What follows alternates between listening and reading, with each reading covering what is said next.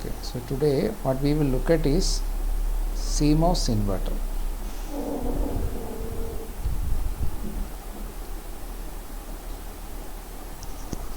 Now, in an earlier class, we looked at how we can use an NMOS transistor as well as PMOS transistor as switches, and the point that we established there was an NMOS is a NMOS transistor is a good switch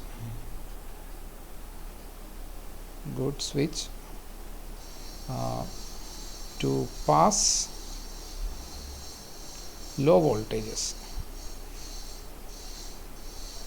and similarly PMOS transistor looked at, we saw that it is also a good switch to pass high voltage.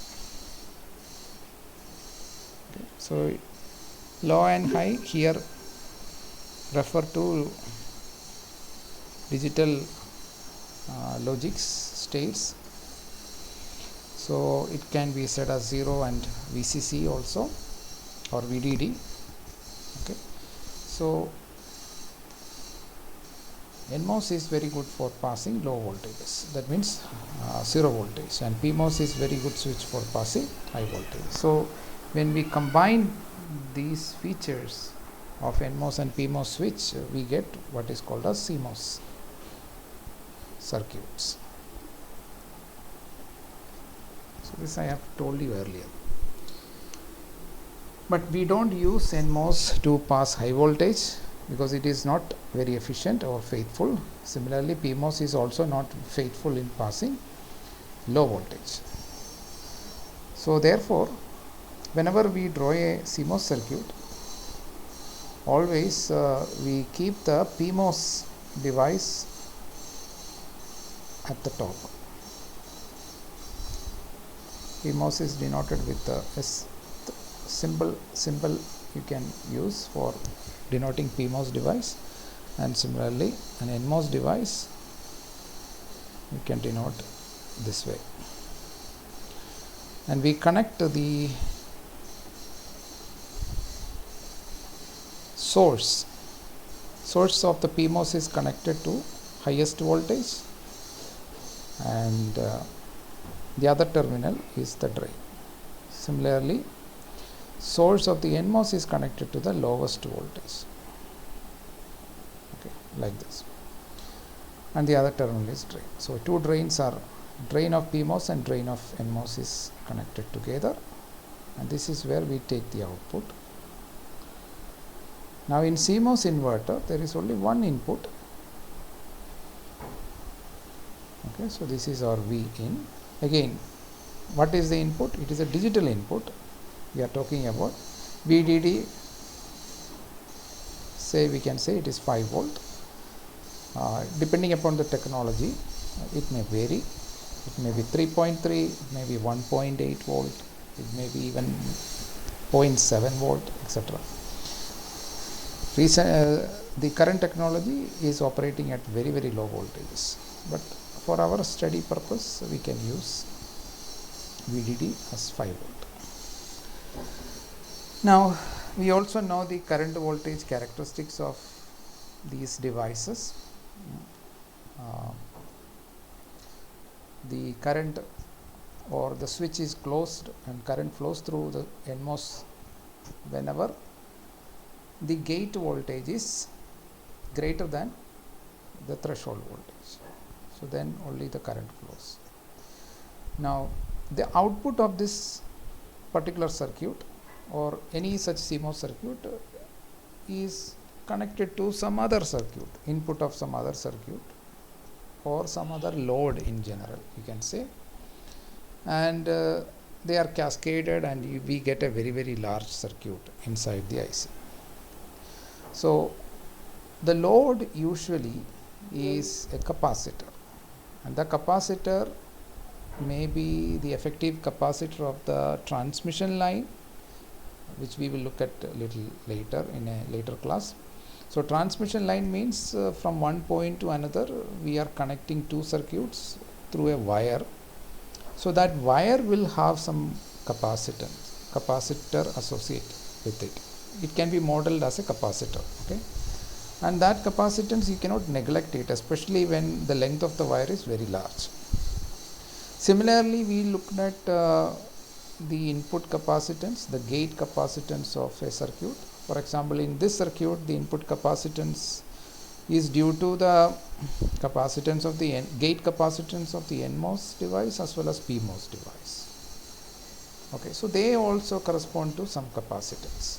It may be distributed with respect to source and drain that we looked at earlier, but there is an input capacitance. So that will function as what is called as the load. Okay, we are just modeling the rest of the circuit where the output is going to feed the signal. We will model it as a capacitor. Now it is very easy to look at the operation. We can take different cases.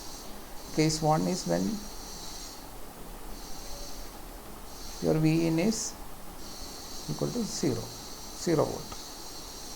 0 volt means let's take it exactly 0 volt, and the source is already grounded. So VGS, if Vn is 0, VGS of the NMOS is going to be 0 volt, which is less than threshold voltage. Therefore, we can quickly say that NMOS is off. The switch is off. Vn is 0 volt means gate and source both are shorted together, and VGS is less than VTH, so NMOS is off. What can we say about the PMOS? PMOS, we have to look at the gate to source voltage. It should be a negative voltage whose magnitude should be larger than the negative threshold voltage magnitude. Okay, so if you look at, if you give 0 voltage, the same input is given to the gate of the PMOS also. So its gate voltage is much lesser than the source voltage. Source voltage is 5 voltage, so VGS is minus 5. Okay, so VGS of the NMOS is 0, and I should also write what is the VGS of PMOS, that is minus 5 volt. Okay, here I am taking VDD as 5 volt, so it will be minus 5 volt. That means what? PMOS is on. Now, if a device is on, it can either work in the triode region, or loosely we can call it as linear region, and the other region we call it saturation region. Now, NMOS is off, so no current can flow through it. PMOS is on, so current can flow through it, but which mode it will be operating is determined by the voltage VDS. So if VDS, okay, drain to source voltage, VDS is negative actually for PMOS, but let us take the magnitude of VDS P. P stands for PMOS. So VDS of PMOS, I will denote it as VDS P. Since it's a negative voltage, I would like to consider and talk about them in positive volts to avoid confusions. So VDS P, if this is greater than your VGS VGS minus VTH. Okay, so if VDS voltage, if it is a larger voltage than VGS minus VTH, then this is saturation. This will give saturation. So it is already on, but whether it is in saturation or not is determined by this condition. If VDSP is less than VGS. VTH is also negative, so I should say VTP in order to distinguish. With NMOS, let me use VTP.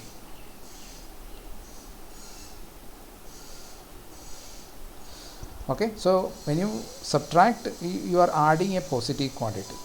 So VGS is negative, we said it is minus 5, and to that we are adding a positive quantity. So you will get something like, if VTP is minus 0.7, it will be something like 4.3. Okay, so if VDSP is greater than 4.3 volt, it is saturation. Now if it is less than this, then we have triode region. You can loosely call it as linear region, though completely it is not linear. For small voltage of VDS magnitude, they are linear, but then it becomes quadratic. So by triode I mean there are two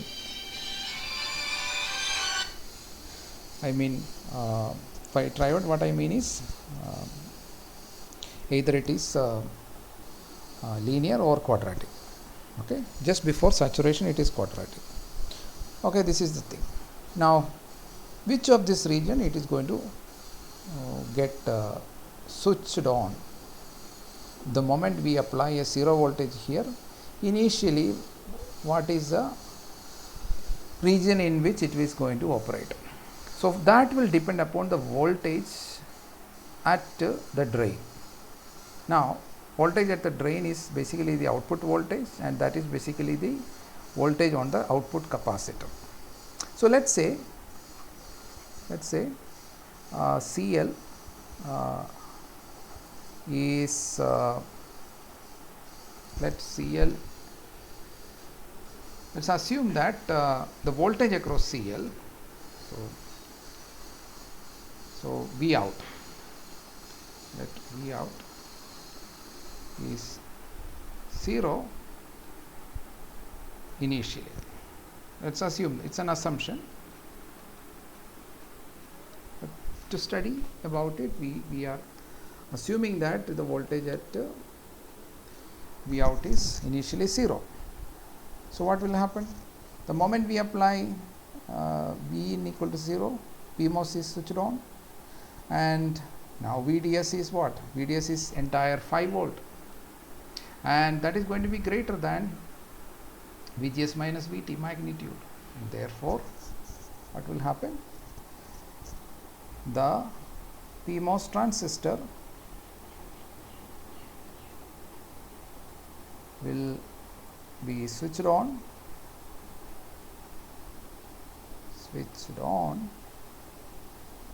into saturation region, saturation mode.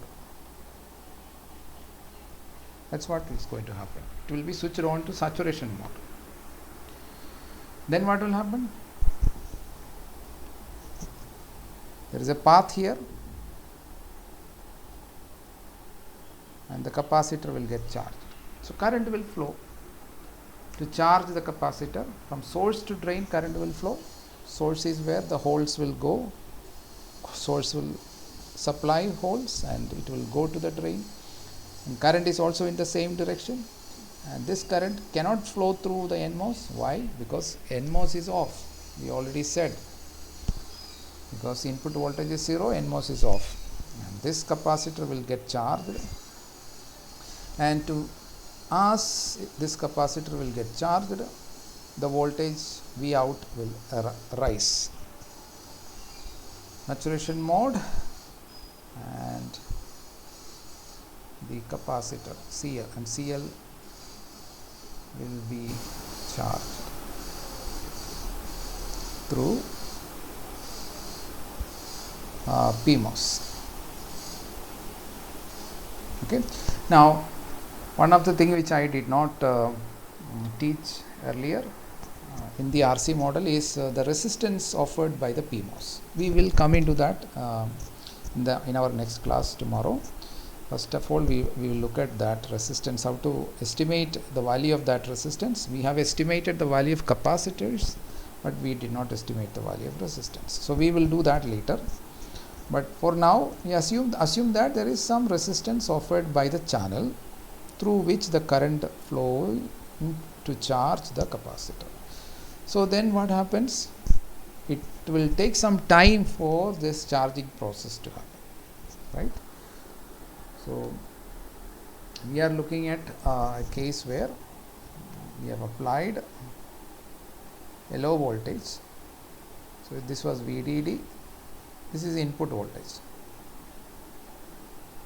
okay.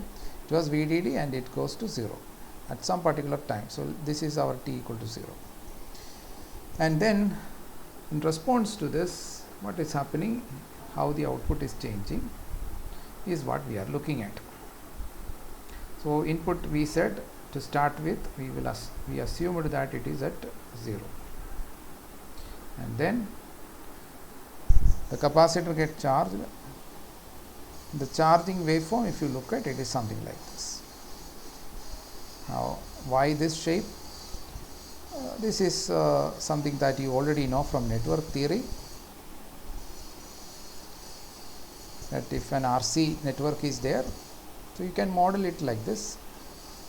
This is an RP, the channel resistance offered by the PMOS, and then the current will flow into the load resistance, okay. So this is the path for current flow, okay. This is the equivalent circuit you can draw here, okay. Now all the capacitor involved I have put inside this load, okay. But in general, this capacitance here will not only have the load which is due to the following sections, it will be also constituting some of the capacitance at PMOS and NMOS also, which are some details I will come into later. But roughly you can see that there is a capacitance at this point where we are taking output, and PMOS is getting on, and it gets there is a resistance for the channel in the PMOS through which the current flows, and the voltage will rise across the capacitor as shown here. So this is our V out. Okay, V out is this point. So this is the picture. So to start with, initially all the voltage VDS is 5 volt, because capacitor has 0 voltage, so the current magnitude is going to be larger also, okay. At T equal to 0, the voltage across this resistance is basically 5 volt, and then as the capacitor gets charged, the voltage across the resistance will reduce, because the voltage across the resistance is basically the difference between VDS and V out. Now VDSP is what? It is basically VDD. I am just talking only about magnitude, because if you look at the sign, it should be written as VSD. Okay, so VDSP is basically the difference between, otherwise I will write VS. So VSDP, okay, this is the across voltage, and that is VDD minus V out. Now we said if this voltage VSDP magnitude becomes lesser than the difference between VGS minus VTP, and that will happen very quickly after some time, after it is turned on, in a short while, because of this current, voltage V out will rise, and at some point of time,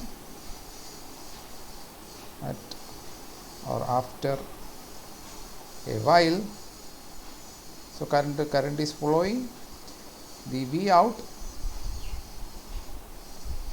rises to VTP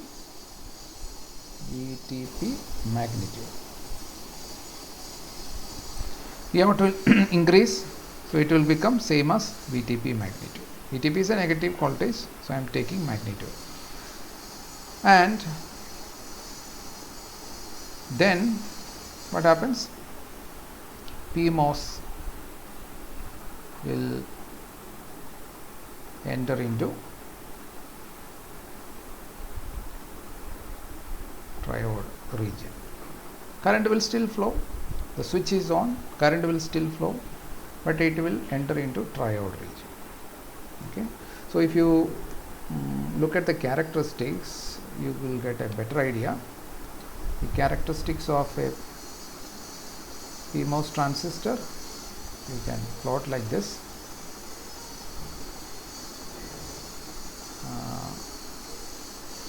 Like this.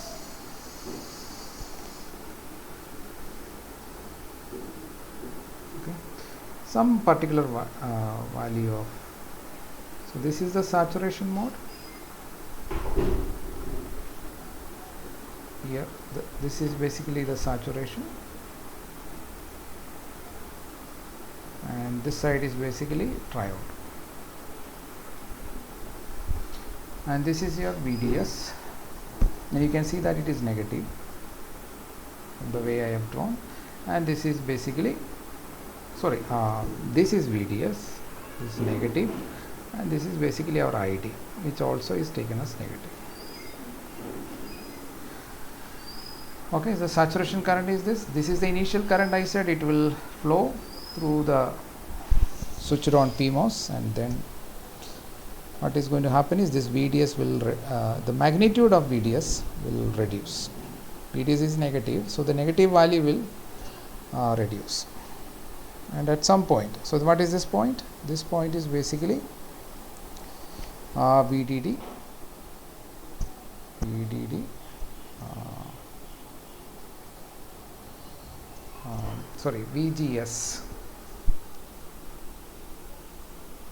VGS minus VTP. Okay, so VTP may be like minus 0.7. So, and VGS is, initially it was VGS is what? VGS is minus, so this is basically minus VDD plus magnitude VTP. Okay, so that is the point at which it enter into saturation region, and you can see that after it enter into the triode region. So once it enter into triode region, the current reduces, and since the current is reducing, the way in which voltage will change is slower. So that is why you can see that there is a bend here. The slope is not the same because current is varying. Okay, and it is getting charged, but it will continue to charge because our PMOS is a good switch for passing high voltage. Okay, one end we have given high voltage that is passed through the PMOS, and capacitor is getting charged. If it was a BART switch for this purpose, for passing high voltage, then the capacitor will not get charged to the complete VDD. It is not possible. So that is why always in a CMOS circuit we put the PMOS, P channel MOSFET, always in the top where VDD or higher voltages are. Okay, so that is something that you should be thoroughly knowing it in your head. So never draw a CMOS circuit with a PMOS transistor at the bottom, and the reason is this: if you draw it at the bottom, you are basically using it to pass zero voltage, and PMOS cannot pass zero voltage faithfully, so the capacitor will not be able to discharge completely. Similarly, if you put an NMOS transistor on the top, it is not a good switch to pass high voltage, so it will pass only a portion of the, or some portion cannot be passed through it. Okay, so the capacitor can never get charged to complete VDD. Okay, so that is.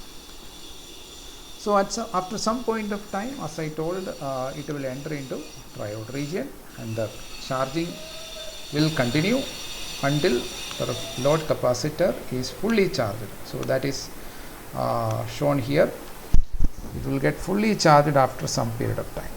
And this time it takes to charge usually, so probably you remember from control theory we defined what is called rise time, right?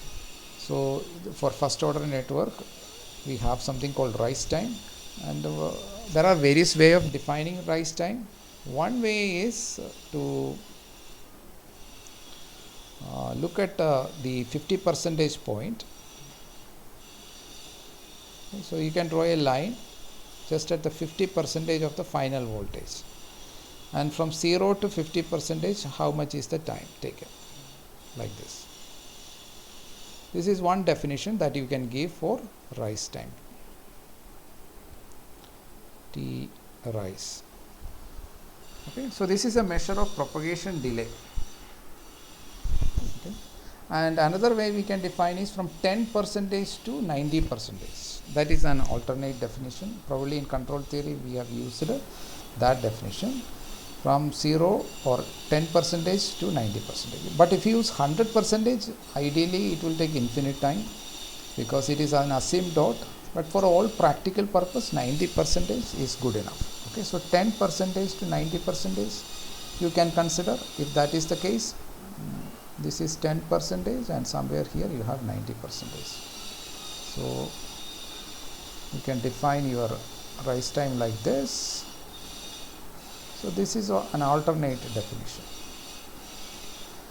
So or you can just denote the 50 percentage point and from the beginning 0 to 50 percentage. So that is another way. So whatever it be, it is a measure of whatever is the definition, it is a measure of the speed with which the output goes from low state to high state after we change the input from high to low.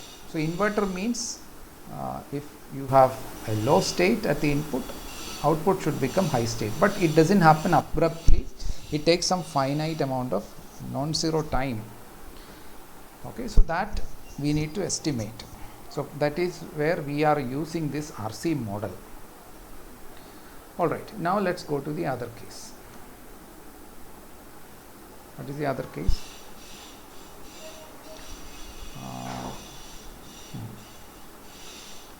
Case 2.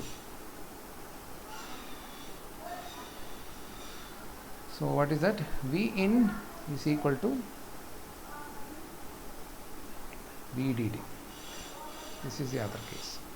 Now when V in is equal to VDD, VGSN is equal to VDD, which is much greater than VTN.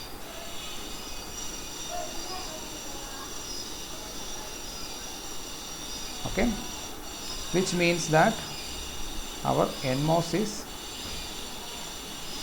on. What about the PMOS? So for that we need to know what is VGSP. VGSP is what now? It is 0, which is greater than VTP. So therefore PMOS is off. Okay, so the gate voltage should be lower than VTP. VTP is a negative voltage and the gate voltage should be lower than that. If it is minus 0.7, it should be more negative, like minus 1 volt, etc. But that is not the case for Vn equal to VDD. So PMOS is off, nothing, no current pass through it, but NMOS is on. Again we will assume now the capacitor is at a state where it is fully charged and its output voltage is, so let's assume like before we assumed the capacitor was fully discharged. Let CL is fully charged when the input is changed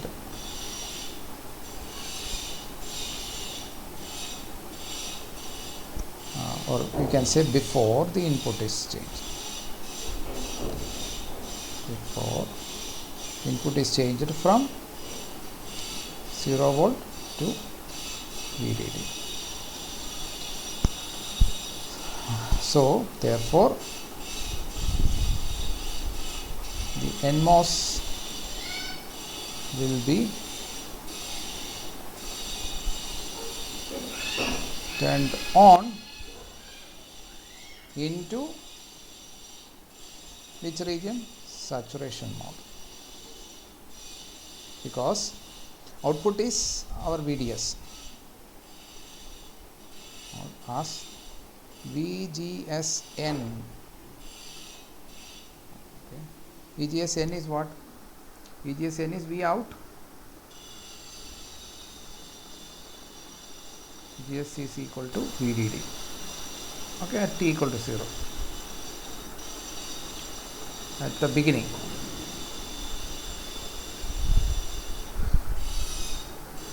So it will be turned on to saturation. Yeah, if you look at this circuit, our V out is assumed to be at VDD, and we turned on NMOS, turned off PMOS. So the VDS value is VDD because it was fully charged, and VGS is also VDD, but VDS is greater than VGS minus VT. Okay, therefore we can call it saturation mode as VDS is greater than VGS minus VT. So which is what? VGS is 5 volt minus VTN is something like say 0.7 or 1, so which is like 4.3 volt. So VDS is 5 volt initially, it is now greater than 4.3 volt, it is saturation. So high current will flow.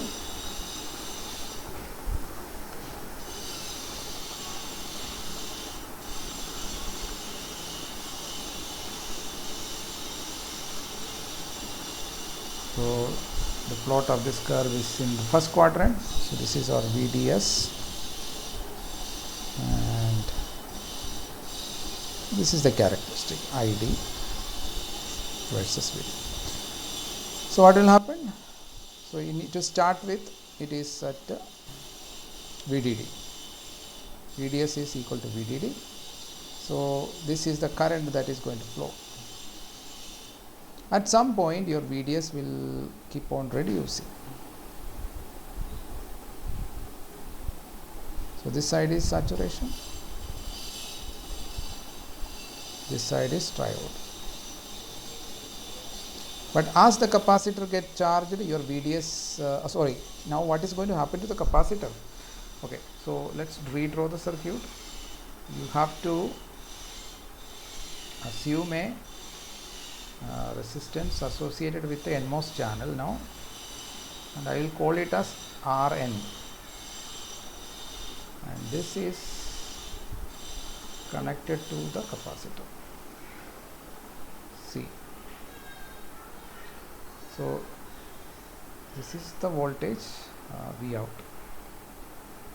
It will change with time, it's a function of time, but the important thing is that the capacitor was initially charged, it will get discharged through the NMOS channel resistance. Now NMOS is turned on in saturation mode, so initially high current will flow, but after some time as the voltage VDS keep on reduce, and the discharging happens, the voltage VDS will keep on reduce, and when it reduces, what will happen at some point of time? At some point of time it will reach this point where it is 4.3, and when VDS is further discharging happens, it will enter into triode region, the current also reduce, and the discharging will become slower.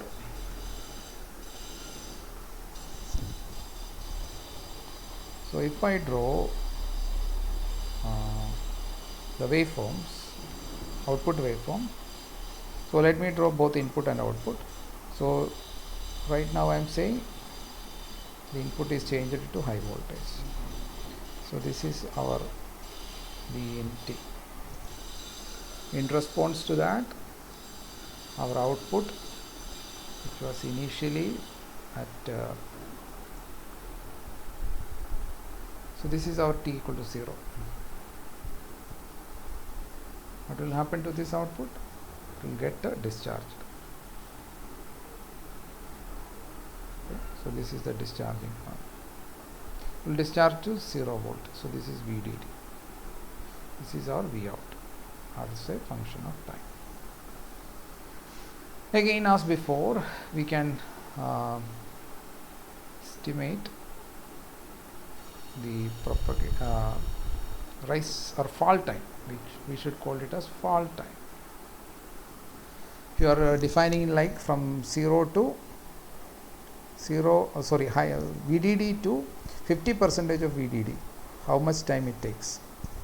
So that you can define it as fall time, or alternatively from 10% to 90%. Okay, so that is another definition. So whatever definition you follow, you will get some magnitude for the fall time, and that will depend upon this magnitude of this resistance and the capacitance value. And the capacitance in general is not just the load due to the following stages, but also the parasitic capacitance of the PMOS and NMOS transistor in the inverter circuit. That will also contribute. We will see the details later. Okay, so current is reducing, voltage output is also reducing. So initial half it takes lesser times, next half it takes more time, because the current is reducing and voltage is also reducing. Okay, so now whatever I have discussed here is basically called the dynamic characteristics. That means when you vary in time the input, how the output changes. That's called the dynamic characteristics. Okay. So I only showed the dynamics of current flowing into the capacitor, which is at the load, at the output, and how it is getting discharged and how the output voltage changes when the signal is changing from low to high at the input. So that is discharge. Now today what we are going to do is not the dynamic characteristics, but the static characteristics. So inverter, I need some more space, so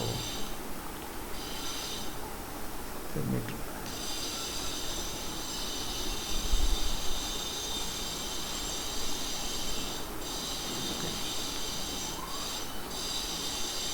Inverter, static characteristics. Now what do you mean by static characteristics? Instead of giving just a digital value or a pulse at the input, we will give DC voltage at the input, which will vary with gradually. We will give different values of input voltage. So we will give input voltage and we will see how the output voltage will look like. Okay, so let's see. Well, let's start with 0. When we start with 0, so we give a 0 voltage, and then we will measure the output voltage. The output voltage will be VDD. Okay, I'm not talking about the dynamic characteristics, so don't get confused between dynamic and static. So dynamic characteristics, it takes some time for the output to change and reach the final value, the steady state value. The steady state value is what I am going to plot in static characteristics. Okay, so let me just specify that very clearly. So this is your steady state value, the final value. And in the other transition, this is our steady state output. You remember in control theory we looked at what is called steady state error and all. Here steady state error is 0. steady state output value is 0 here. So I will only denote steady state value in the inverter static characteristics. So I give Vin equal to 0. At steady state I will get VDD, because PMOS is a good switch for passing high voltage. It will fully pass the VDD to the other side and the capacitor will get charged up to VDD. Now I am increasing my Vin. There is a critical point here, which is VTN, because that is the threshold voltage of the NMOS. So until that point is reached,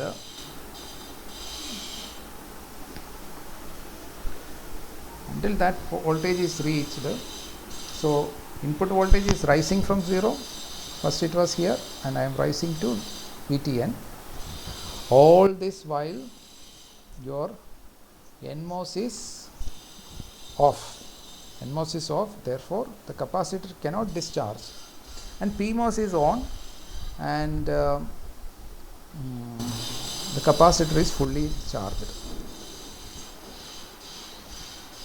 Okay, so in this portion of the characteristics,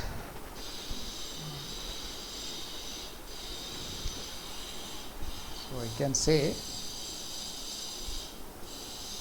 here NMOS is off. What about PMOS? With respect to PMOS, what can we say? PMOS is the VDS value across PMOS is almost 0, whereas its VGS is very negative, much lesser than that. So we can say that PMOS is in triode region. Okay, it's in the triode region. Now let's continue beyond VTN. Our input we are going to raise beyond VTN.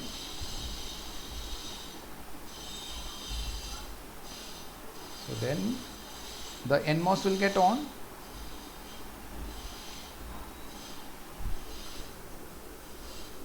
Okay, the moment we cross VTN, the NMOS will get on. Okay, so this point, so I will demarcate this point where it is getting on. So that is one region, and then I will demarcate another region here.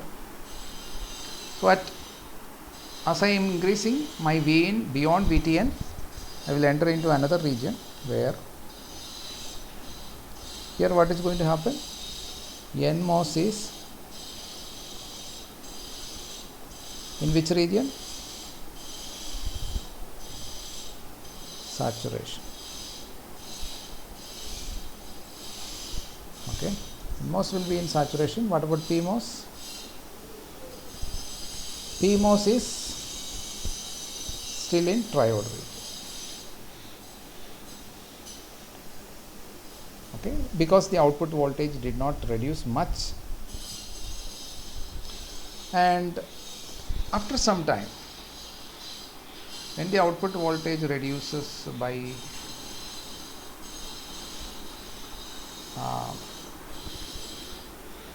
magnitude of VTP,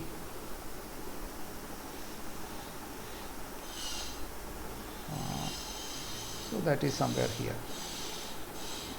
Okay, when the output voltage reduces by a magnitude of VTP, and the input voltage is rising, so at some point of time, what is going to happen is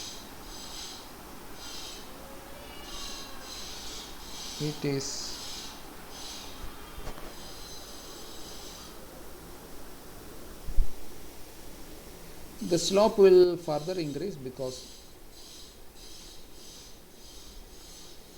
it is quite difficult to draw it exactly, but I am just going to draw approximately.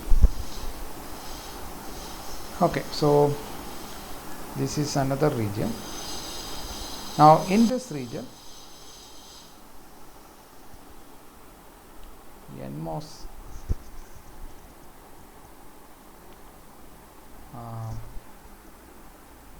and PMOS both are going to be in saturation region. How far this range, that depends basically on the VTP of both. So it may not be this much, it may be a slight region. Okay, but just let me draw approximately this.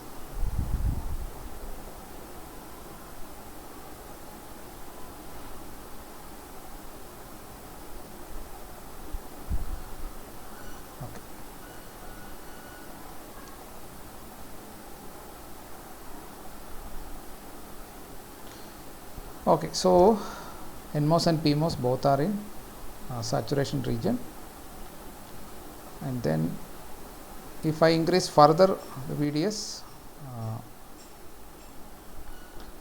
at some point of time here, at some point of time the NMOS will enter into triode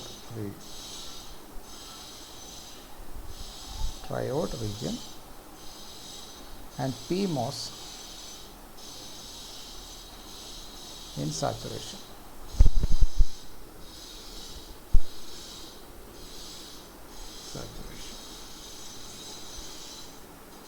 If you further increase, there is another point where it will come, beyond which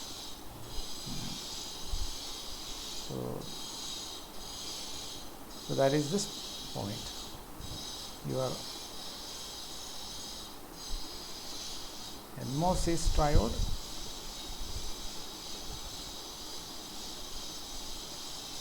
and PMOS is off. Okay, so this is our VDD which we started from.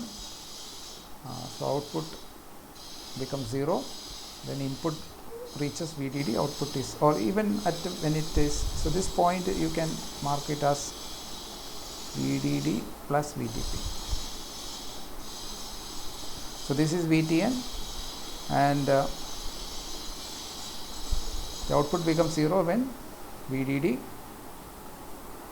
when Vin equal to VDD plus VTP, which is a negative value, which I said VTP is a negative value. So VDD plus VTP is going to be something like 4.3 volt. So this is 0.7 and this is 4.3 volt, and in between there are 3 regions where initially when the NMOS is turned on, it will be in saturation because V out is very large, but as the V out reduces and reduces, NMOS will go into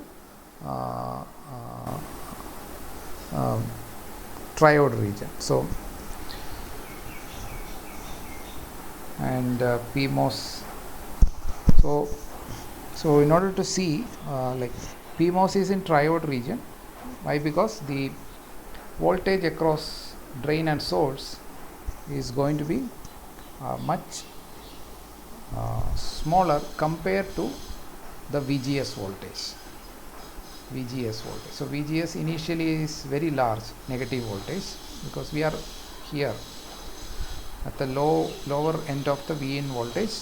So Vin is very large,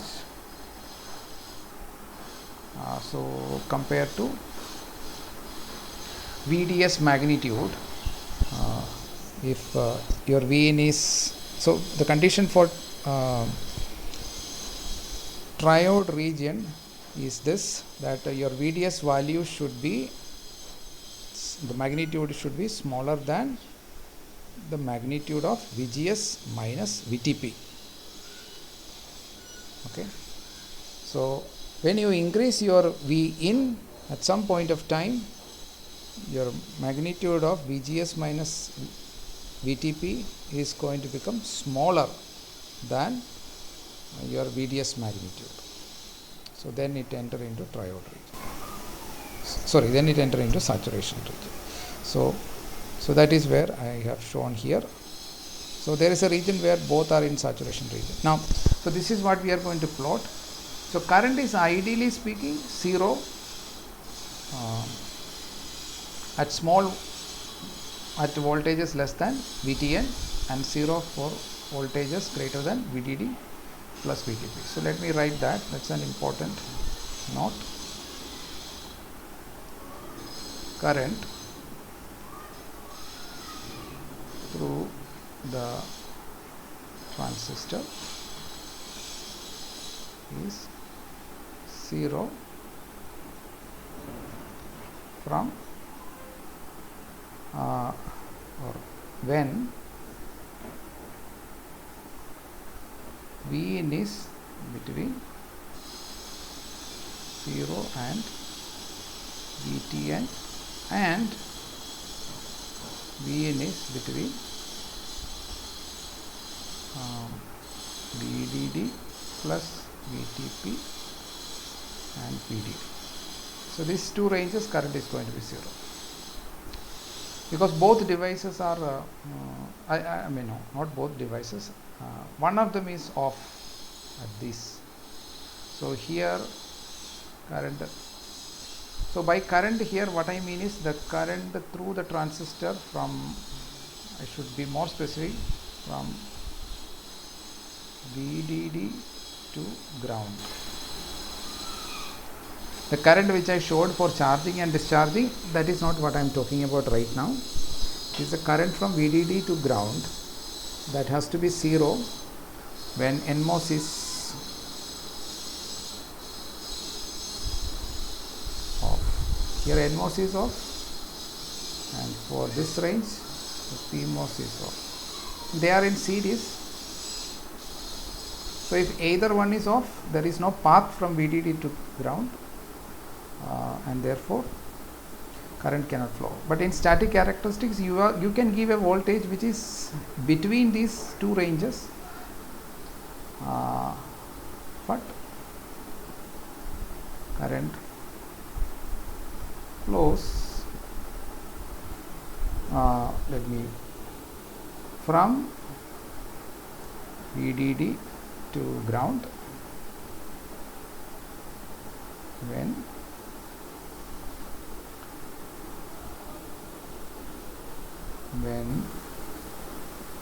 your Vin is between VTN and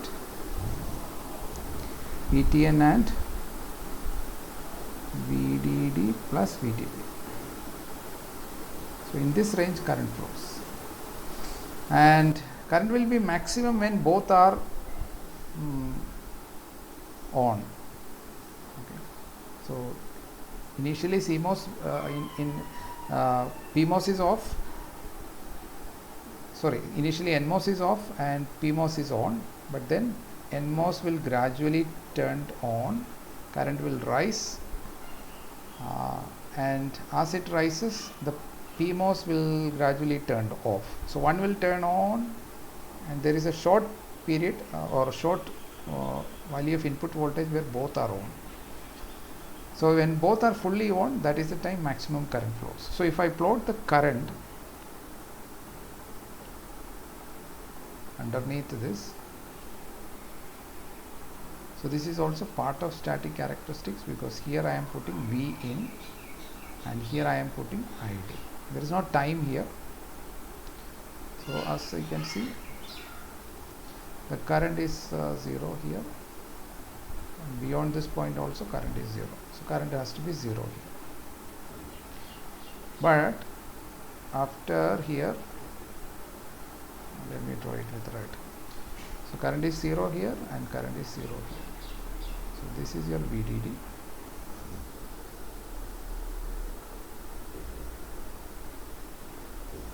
But in between the current will be flowing.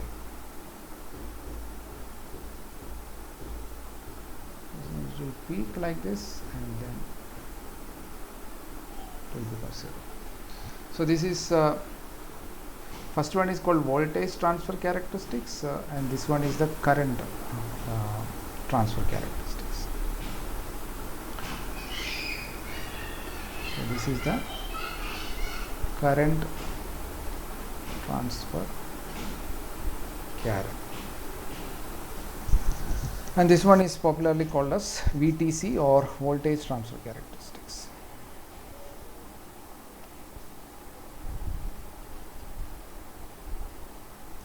Voltage transfer characteristics.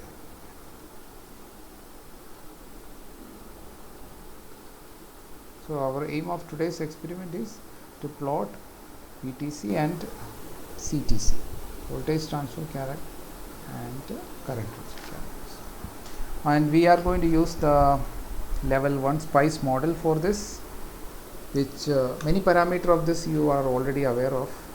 So today we will use all the parameter that you have studied. We will give them some typical values. We'll take some values with some reference and assign those values. So I hope you have understood so far. Now I am going to go into the LT SPICE.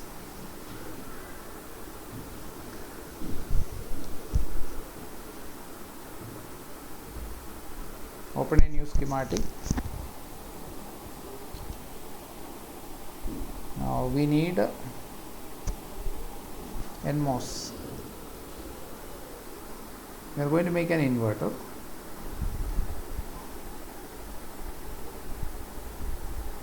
So bring one inverter, bring one NMOS transistor from the library, and this NMOS transistor what I brought is basically 3 terminal. Internally it's source and bulk are connected, so that your bulk to source voltage is 0. Okay. So if it is 4 terminal NMOS transistor that you require, then you can go here. NMOS 4 is there. You can bring this one out. Okay. Okay, so let's take this one instead of this. I will delete this.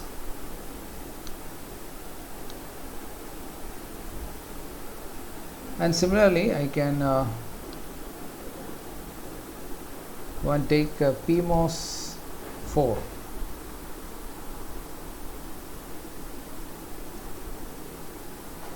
So this is my PMOS device. Now source and drain, it is symmetric. MOSFET is a symmetric device with respect to source and drain. So it depends upon the voltage you apply, which is source and which is drain. And I told you PMOS we will always keep at the top, because it is used to pass high voltage to the output. Now what we need, these are the only 2 components we require, but we need to bias these things. So we need a VDD. So let us take voltage source.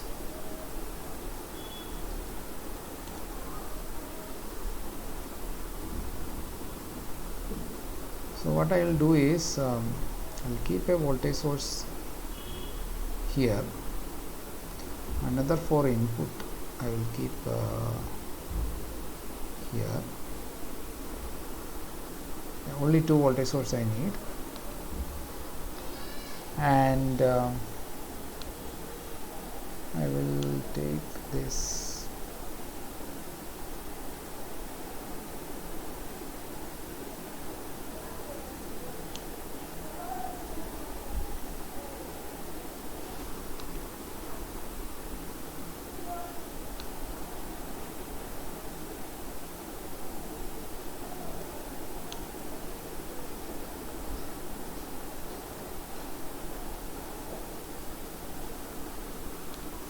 Okay, so then I will add a label here. I will call it as VDD. Connect this label here like this. Then I need a ground. I connect the ground here. So all voltage source need to be connected to the ground, and similarly the circuit should have a ground. Okay, so now I will take a wire, make the required connection. So two inputs, that is the gates, are connected together, and it is connected to the voltage source, and the two drains are connected. NMOS transistor source is connected to the ground. PMOS transistor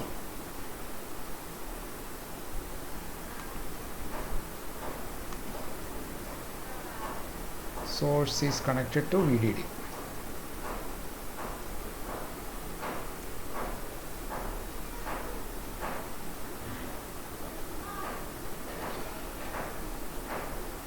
Okay, now the bulk terminal is remaining. So as I told you earlier, the bulk terminal of the NMOS should be connected to the lowest potential available. So right now for this circuit it is going to be same as the source terminal, and similarly the bulk terminal of the PMOS transistor should be connected to the highest potential available.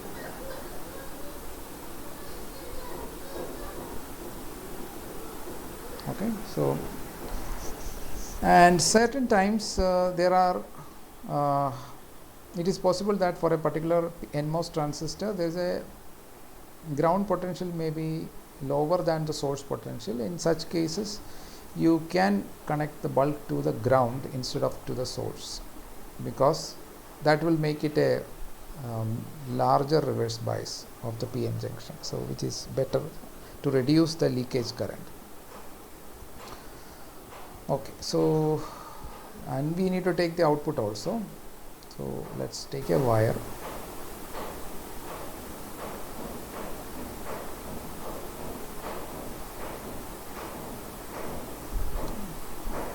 and similarly this we have to ground. So the circuit is very simple. Two transistors, one PMOS, one NMOS. They are connected. The label of the transistors are M1 and M2. And for giving the power supply we use VDD like this. Okay, let's do one more thing. Let's mark this as V out.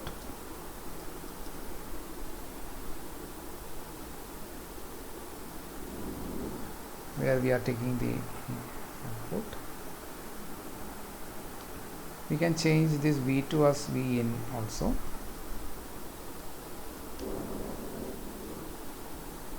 M1 and M2 we will keep like that. Okay, so let's keep, so this voltage, let's keep it 5 volt as I have discussed, to 5 volt. V1 is a voltage source which is DC voltage source at 5 volt. Now V in, I would like to give 0 volt as well as 5 volt. But since I am going to do the DC analysis, the transfer characteristics, I will vary the input voltage from smaller to larger voltage. So okay, let's first of all see 0 volt case, what is going to be the output.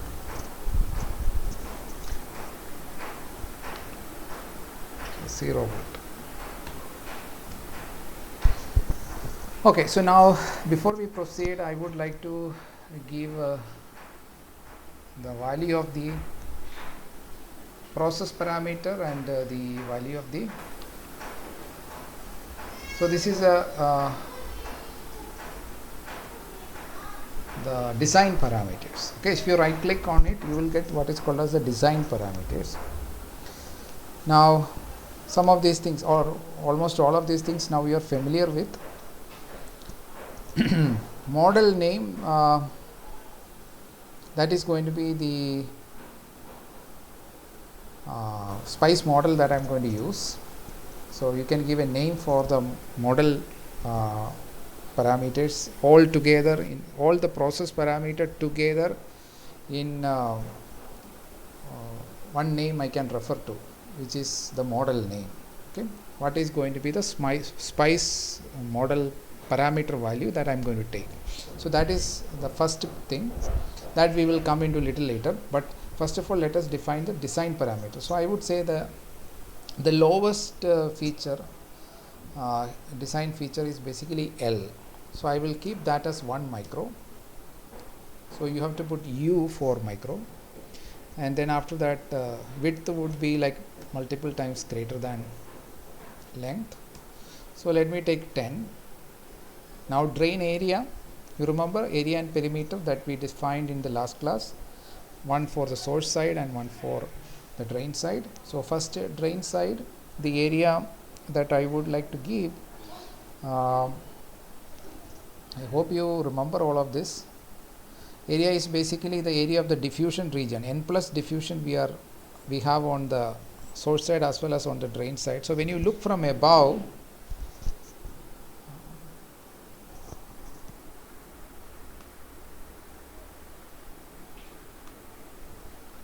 so what I mean is, so we have the device like that. Okay, so we usually draw what is called as this cross-sectional view. This is the side view, and here we have the outside,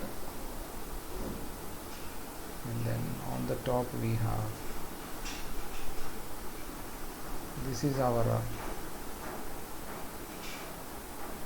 gate.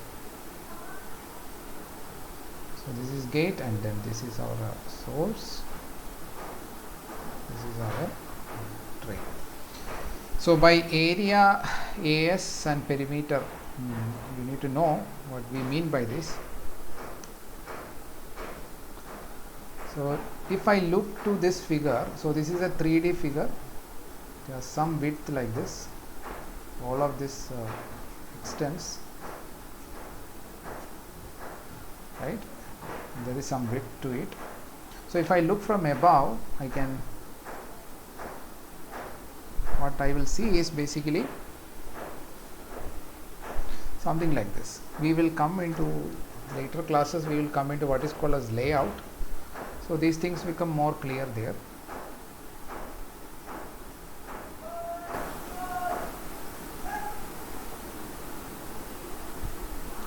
This is my gate. It will look like this, gate region, and then I will have n plus region like this on both sides. So one on the drain side and one on the source side. So AS means this area of this region. This is what we mean by AS. And AD means this area. Why these areas are important? Because we saw that the capacitance, parasitic capacitance, depends on this. So if you look at the parameters, the design parameters, first of all, this is length from n plus to n plus.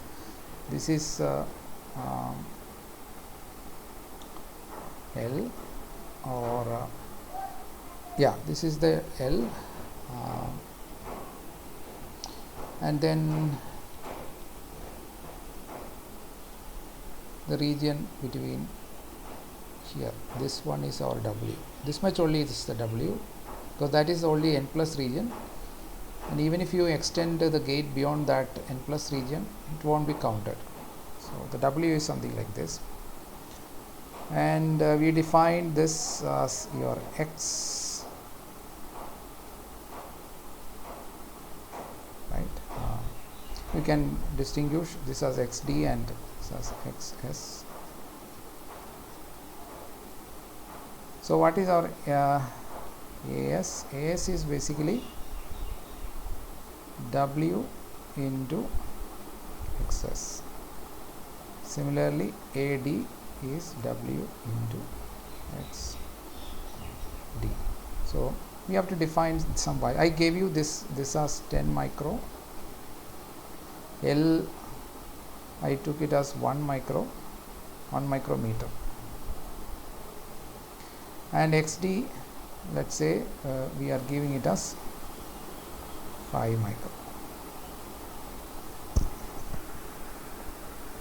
Okay, and let's keep this symmetric. This is also 5 micrometer. So if you look at W into X, that is going to be the area. So W is 10 micro and X is 5 micro. So 5 into 10, 50. 50 micro into micro is picometer square. Similarly, this is also 50 meter square. So I can go here and enter the areas as 50 pico.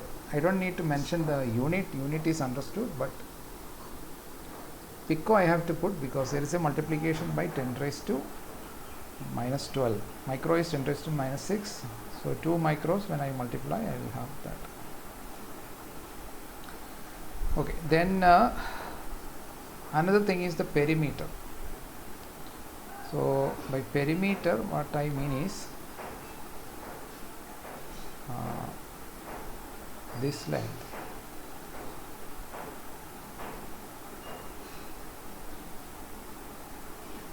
Okay, this entire length. So this is what I refer as PD, and similarly I can have this length also. So this is our PS. Now what is PS and PD? PS is, you can see that it is W plus 2XS. W is 10 micro plus 2 into 5 micro. So that is 10 plus 10, which is 20 micrometer. Similarly, my PD, but I should point out that I am only taking 3 sides, not the 4 sides.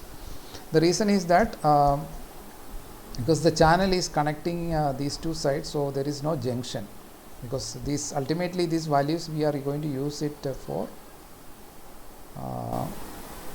calculating the length of the junction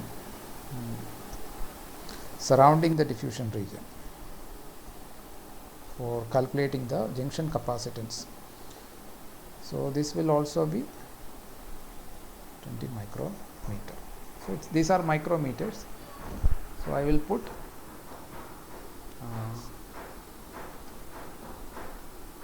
20 micro. Earlier we did not fill these things, but now we are aware of these things. And you see that I can also change the model name. So if I want, I can put it as N mode. So if I change here, as you can see here also it become N mode. So this is the model. Okay, so N mode contains design parameter as well as the process parameters. So I just mentioned here all the design parameters. Now similar thing I can do for PMOS transistor.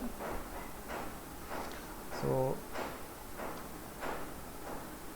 I will change it as P mode. The model name I will call it as P mode, and I will use the same parameter. So 1 micro for length, then 10 micro always width is larger than length. Okay, keep that in mind. Length usually we keep at the minimum value. Width we change according to the design. We vary that. And this was 50 pico.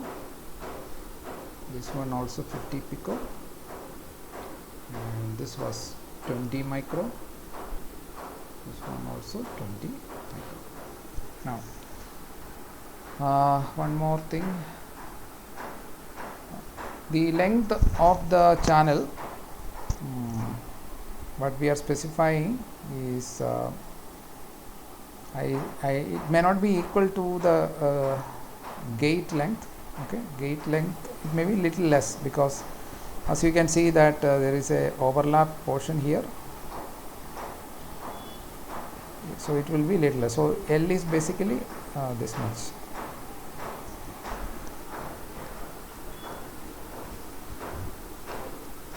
So the two overlapping regions I will subtract. So the remaining one is what determines our current and W by L, the current expression. Okay, so this is how I have just showed PMOS. Here you have a P substrate. Similarly, NMOS is made in a similar way. It also has all the parameter, but I have taken all the design parameter to be same, which need not be all the time. It need not be same. We need to design appropriately. We will see how what are the constraints that determines the value of W of PMOS and NMOS, how they will be decided. So before that, we also need to see the on resistance. So the thumb rule is that we need to keep the discharging resistance and the charging resistance almost same, so that the time to charge and time to discharge will almost the same. So these things we will look at later when we study dynamic characteristics in detail, but right now only static characteristics. So we also need to specify the process parameter. Now, how do we specify process parameter? There are a lot of process parameter we have now aware of, but you need, if you are giving the process parameter, it will take those values whatever you give, but if you don't give, it will take some default value. So it is good to know some of the default value. So this is a file, a website link from Berkeley. Berkeley is the University of Berkeley is where this SPICE model was made, and it is now universally used model. Okay, so in their website you have the page on MOSFET SPICE model. Even for other devices also they have created here, but we will just choose MOSFET. Inside that SPICE parameters are given, and many of this is known to us. So level 1, level you have to specify 1, 2, 3, etc. So default is level. If you don't specify, it will take it as 1. So if you want to take level 2 model, it will have more number of parameters. So here in this list it is showing level 1, 2, 3 also. So you see the total parameter is something like 42, but everything is not applicable for level 1. What we studied is mostly level 1. So this is for level 2 parameter. This parameter you have not seen. It is for level 2. Similarly this one, all this one are level 2 parameter. And beyond that there is level 3, which has more additional parameters. But we will not use all of that. We will use whatever you are familiar with. Okay. Threshold voltage, you are familiar for NMOS and PMOS. You are familiar with that. So dot model. So we can specify the threshold voltage.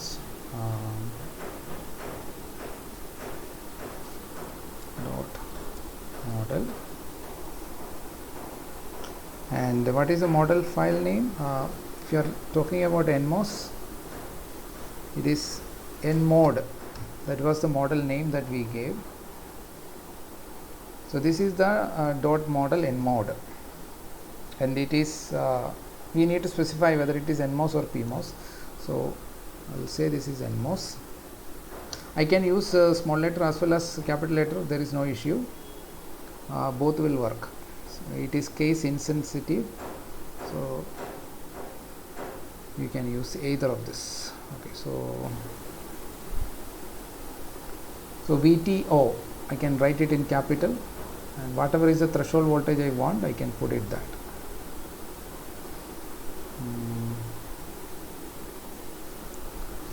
So VTO, so equal to say 0.7.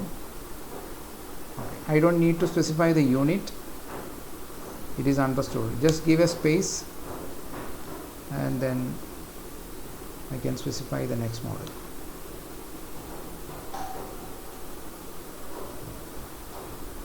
Then KP is basically mu n C ox, which is called the process transconductance parameter. KP is the process transconductance parameter. So here typical values are given, and the default values are also given here. If you don't specify, it will take this value, but if you want to change from this value, so like I put VTO, I put as 0.7. If I don't put it, it will take the default value, which is 0. So but if I want to change, I can put that. So it is 0.2 20 micro, so I can give it as 20 micro.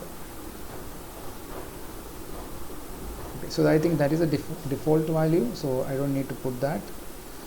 If I want to change, then I change it. Then gamma. So gamma is a parameter which comes into action when you have a body biasing. So body biasing, if you are doing, then gamma will decide how the threshold voltage will change. Okay, so the threshold voltage without any body biasing is what VT naught, zero bias threshold voltage, you can see here, zero bias threshold voltage. But if you have it biasing, then this threshold voltage will change, and that is determined by gamma. Okay, so you can specify that if you want. Then phi is the potential that determines your inversion. We referred it as phi B. If you remember, we referred it as phi B. Phi B is basically the 2 phi B is the condition required, the band bending required at the interface for going from depletion to or for strong inversion. I hope you remember all of that. Phi B, so that was so phi B, if you give it as point, you can give point, default value is 0.6. Then lambda is determining the channel length modulation, the slope in the saturation region. Then drain ohmic resistance, that is basically the contact that you make from the N plus region on the drain side.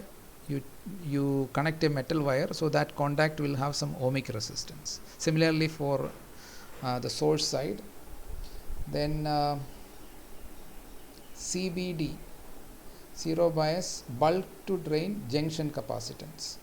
Zero bias, when that means when you don't apply any potential between bulk and drain, and similarly for bulk and source. So what is going to be the capacitance, and its unit is farad. By default it is 0, but if you want to specify, you can specify the value also. IS is the leakage current determining IS is the reverse saturation current, which determines the leakage current. PB is basically built-in voltage, that is typically for silicon 0.8, 0.7, 0.8, etc. And then source to gate overlap capacitance CGS0. So that's what I was earlier telling. If there is a gap here, overlap region, it will have some capacitance. So that is also something that you can specify. IS is reverse saturation, PB I told, CGS0, CGD0 and CGB0, these are all overlap capacitance. So how much is the extension from source and drain will decide that. Then drain to source diffusion sheet resistance we have not seen, so I will come back to that later. Cj we have seen in the expression for capacitance in the last class, right? Cj and CJSW, it is basically the bottom region will have a junction, and Cj should be multiplied by area, whereas CJSW side wall capacitance, that is multiplied by the perimeter. So whatever AS AD that we give, that will be multiplied with Cj, and PS and PD will be multiplied with CJSW, and Mj is basically the quality of the diffusion grading. I said about abrupt as well as linear variation of from P to N. When you go, the doping of impurity can abruptly vary or linearly vary or anything in between, or quadratically also you can vary. So depending upon that, 0.5 means it's abrupt, 1/3 means it is linear. So that is Mj and MJSW. Then TOX, you know, JS is bulk junction saturation current. This we have not discussed. Bulk junction saturation current per square meter. I'll leave that, we have not discussed it. Then substrate doping. So the substrate is P type, so it will have some doping concentration. So typical value you can give 4 into 10 raised to 15. Then NSS surface state density we have not discussed that. TPG we have not discussed. Lateral diffusion, that is basically how much it enter underneath the oxide layer from source and drain, N plus will extend. So that is lateral diffusion. Okay, so let's so these are basically the model level 1 parameter. Now from this website you can get one file which I will forward to you. I will show this, which has some details of all what I said so far. So here is the design parameter LWADAS PDPS. Then in the model file you have to give all the process parameter, the definition which we have already seen. And it also shows some equations for drain current. It may not be very visible to all of you. Okay, but let me know you can see this properly. It's quite smaller. Is it visible?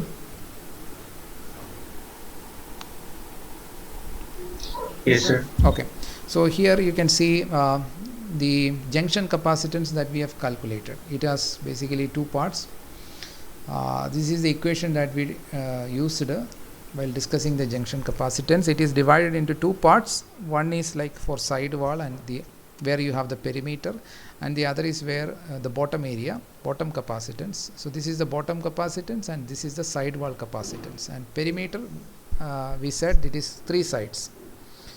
And you can see all of this. PB is basically your built-in voltage. This VBD is basically decided from the circuit connection, bulk to drain voltage, and then CJ is a process parameter that you specify. Then CJSW is also process parameter, and MJ is the grading parameter, how P to N, how things are varying, doping is varying. Similarly, MJSW, VBD is determined from the circuit, and all the other things, VBD and VBD and VBS. So this is for drain, it is written. Similarly, you can write for source also, same equation. So there also it is calculated. So only one quantity, that is two quantity, one is AD, that is a design parameter, and VBD, it is also decided by the circuit, how you connect it. So these two things are collected from the design, but other things, CJ, MJ, PB, all these are process parameters. So we divide the parameter into two categories, design parameter and process parameter. Now look at this level 1 model. These are some typical values. Okay, so let's do one thing. Let's for simplicity, let's I already changed the model name to mod n, and I'm going to copy this.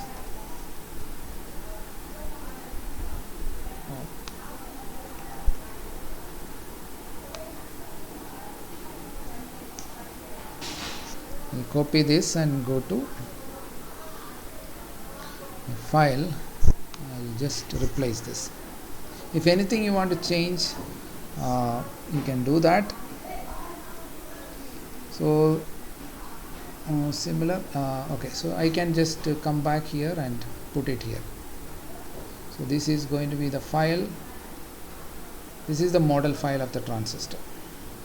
Now I need to specify, just like I have defined mod n. Mod n is the name of the model file, and it contains all this process parameter value. So and I have so the name here is also n mod. Otherwise, so I have given here n mod. So and here the name is mod n. So I should change it as n mod. Sorry, mod n. So let me just change it, mod n. Okay, so modern. So this is also modern, this is also modern. So whenever you run the program, it sees this transistor with the mod n, and then it will find out modern parameters and substitute it in the equations for capacitance, drain current, etc. So similarly I can so if I look at this file, I have PMOS model also. Okay, so PMOS model is defined as mod P. So here it is everything small letter. That's okay because it is case sensitive. So I can go here, and so this is mod P.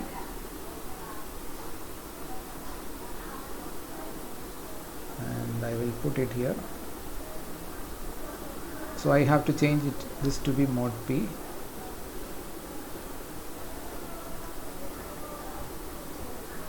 Small or capital, doesn't matter, it will work.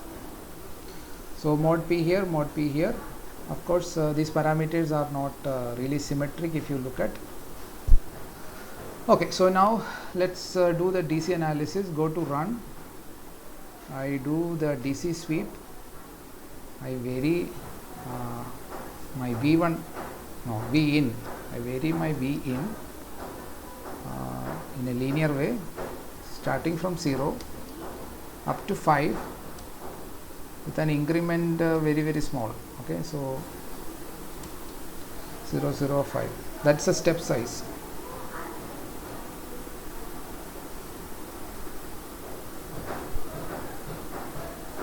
Okay, so what I want to plot is basically the transfer characteristics. So this is the voltage transfer characteristics which I get. You can see that the threshold voltage which I specified here is 1 volt. So till 1 volt the current is 0, and the threshold voltage of the PMOS also I put it as minus 1 volt. So 5 minus 1, that is 4. From 4 to 5 current is also 0. So between 1 volt and 4 volt there is no current, because either one of the transistor is off, so there cannot be any current from VDD to ground, and therefore the voltage will not change in that region. I can take the current by bringing it here. So this symbol, when it changes, it is basically the terminal current. So this is the drain current of the NMOS. So as I have shown the current transfer characteristics, you can see between 1 and 4 no current, the current is only flowing between 1 and 4, but because that's a case where both the transistors are on, but the degree of on, how much it is on, will vary with the voltage, but both are maximally on. That is the time we get the peak current. So if you right click here, you can take the cursor here, this is the cursor, and you can find out what is the, this is called basically the short circuit current. This peak current is called the short circuit current. So you can look at the vertical axis magnitude, wherever it is becoming maximum, around 0.47 milliampere. That's the kind of short circuit current we get. But we don't operate digital circuit in this range, but we are just looking at the transfer characteristics, DC analysis. Okay. Now if I want also parallelly plot the input as a function of input, you will get basically a ramp.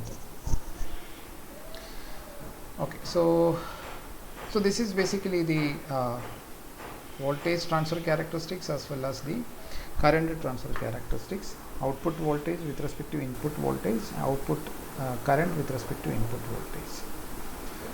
Okay, so this is not symmetric exactly. So to see that, what you can do is you plot the input also, output also, and then current also. Now you can see that if I take a cursor,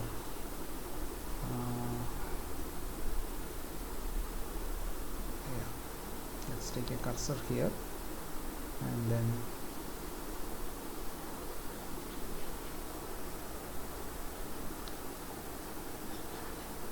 so the peak is actually somewhere here, the peak current. You see that it's not exactly at the center. That's because the parameter that we have taken for NMOS and PMOS are not really symmetric. So because of that, there will be some consequence. Okay, so more or less this is what for this experiment. So you measure these characteristics, measure this point voltage where this V in equal to V out line is crossing the voltage transfer character. That is usually denoted as VM, and we will derive the expression for VM when threshold voltages are equal, parameters are equal, how it will be, and when they are different, how it will be. So these are topics for later class. Okay, so I'll stop here.